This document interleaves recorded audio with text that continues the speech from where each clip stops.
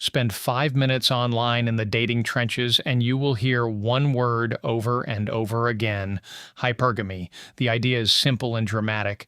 Women are supposedly always dating up, average men are supposedly getting erased, and dating apps have supposedly turned romance into a ruthless auction where only the top tier wins. It is a powerful story because it gives people a villain. It turns rejection into a social theory. It turns confusion into a single word. But once you leave the comment sections and look at actual research, the picture gets a lot messier and a lot more interesting. Hypergamy is real as a concept. It usually means choosing a partner with higher social status, more education, more income, or stronger prospects. For a long time, that pattern made sense in societies where men had more access to money, property, and public status. If women had fewer legal and economic options, dating or marrying up was not just preference, it was often strategy, security, and survival. The problem is that a lot of modern dating debates talk as if that older world never changed, but it did. In country after country, women have surged ahead in higher education. In the European Union, young women continue to outpace young men in tertiary education. Across the OECD, women also make up the majority of first-time entrants to higher education.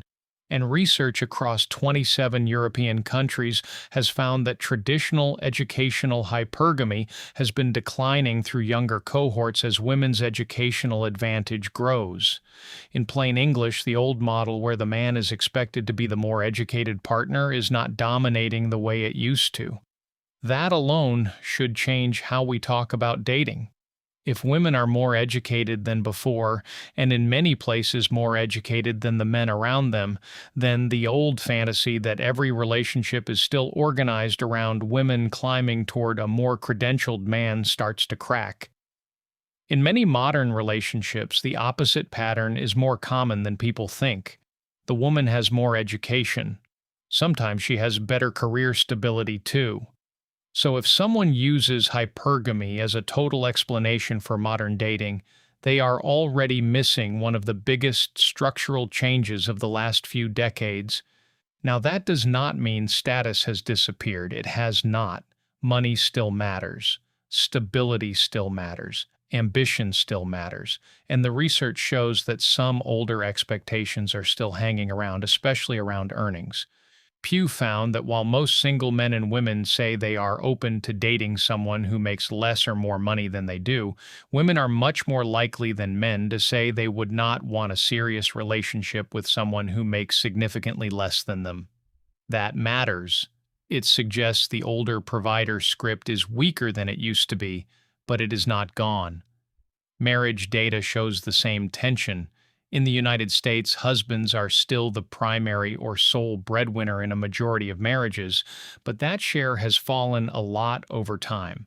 A much larger share of couples now either earn about the same or have a wife who is the primary earner.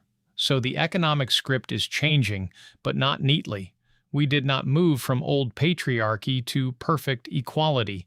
We moved into an awkward in-between world where women have more education and more earning power, but many people still carry expectations built for a different era. That awkward in-between world is where modern dating gets weird.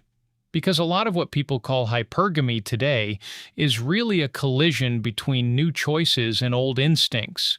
If a woman has her own income, her own apartment, and her own career path, she may not need a partner for survival. That can make her more selective, but not necessarily more materialistic. She may be screening for emotional stability, maturity, reliability, or whether a man will actually act like a partner instead of an extra dependent. To the person being screened out, that can feel like ruthless status sorting, but those are not always the same thing. And then dating apps enter the story and pour gasoline on everybody's perceptions. Online dating has massively expanded the number of people a person can see, compare, and reject. About half of adults under 30 in the United States have used a dating site or app. 1 in 10 partnered adults say they met their current spouse or partner that way. So these platforms are no longer a side channel, They are a major part of the dating market itself. But apps do not just increase opportunity, they also magnify asymmetry. Pew found that women who date online are more likely to say they feel overwhelmed by the number of messages they get, while men are more likely to say they feel insecure because they are not getting enough messages. That one statistic explains a huge amount of modern dating discourse. Men experience scarcity. Women experience overload. Both sides come away feeling like the system is broken, and both are partly right. The result is a marketplace that feels more brutal than older forms of dating, even when people's underlying desires have not changed as much as the internet claims. The platforms themselves shape this too. New research on online dating suggests that design matters. Some apps broaden exposure to more diverse people. Others make it easier to filter for race, education, religion, height, or lifestyle. Some lower the cost of searching so much that people keep browsing instead of committing. Some create choice overload. In other words, what looks like pure hypergamy from the outside may actually be a product of app architecture. When people can sort, filter, delay, compare, and keep swiping, status becomes more visible, more measurable, and more emotionally punishing. There is also an economic layer that gets ignored when people reduce everything to female nature or male failure. Modern adulthood is expensive, housing costs are brutal, wages feel unstable, debt is common. A shaky economy makes everyone more cautious. In that environment, choosing a partner with direction, discipline, and earning potential can look like cold status chasing from the outside, even when it is really a reaction to risk. The more expensive life becomes, the less romantic people can afford to be about long-term compatibility. And there is one more twist. Even when women do marry or date men with less education, or even when women become the main earner, home life often does not rebalance as quickly as the paycheck does. Recent research on educational hypogamy shows something important here. These relationships can be more equal in terms of paid work, but domestic labor often remains stubbornly unequal. That means many women are not just asking, "Does he earn enough?" They may also be asking, "If I build a life with this man, will I end up doing 2 jobs while he does 1?" Again, that can be mislabeled as hypergamy when it may actually be a rational response to unequal labor inside relationships. So, is hypergamy the scourge of modern dating? Not exactly. Hypergamy exists, but the old version is weaker than before, especially in education. What really poisons modern dating is the combination of status anxiety, algorithmic sorting, economic pressure, and outdated gender expectations that refuse to die. People are entering a more open mating market with more freedom than before, but they are doing it with apps that intensify comparison and with social scripts that never fully updated. That is why the conversation gets so angry. A man sees women rejecting underperforming men and calls it hypergamy. A woman sees men who want equal bills but not equal chores and calls it immaturity. Both may be reacting to real patterns. But the bigger pattern is that modern dating is negotiating a new deal between the sexes, and nobody fully agrees on the terms yet.